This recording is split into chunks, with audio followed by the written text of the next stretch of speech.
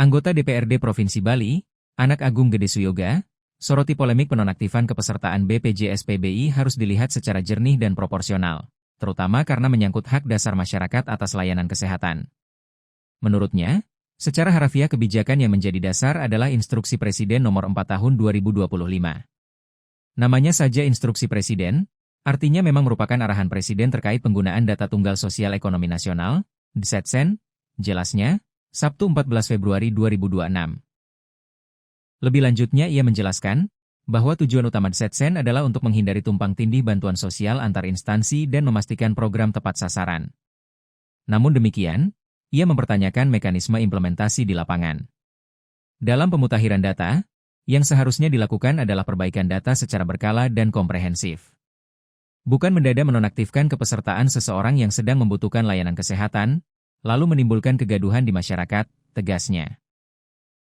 Suyoga menekankan bahwa isu perlindungan sosial tidak bisa dipandang hanya sebagai persoalan administrasi atau statistik. Ini urusan rakyat. Ini menyangkut kesehatan dan keselamatan jiwa. Tidak boleh dipandang sebatas angka-angka dalam sistem, katanya.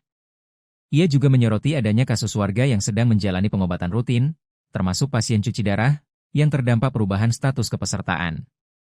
Kondisi seperti ini menunjukkan bahwa implementasi di lapangan perlu evaluasi. Jangan sampai hak layanan kesehatan terganggu karena proses administratif yang belum tuntas, tambahnya. Terkait polemik pernyataan Wali Kota Denpasar, I Gusti Ngurah Jaya Negara, Suyoga menilai tidak ada yang keliru secara substansi.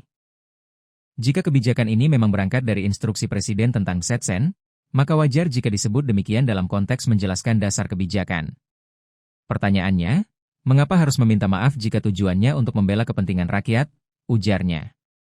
Ia juga menanggapi pernyataan Menteri Sosial, Saifullah Yusuf, yang dalam pemberitaan menyebut bahwa isu perlindungan sosial adalah isu sensitif karena berdampak langsung pada masyarakat.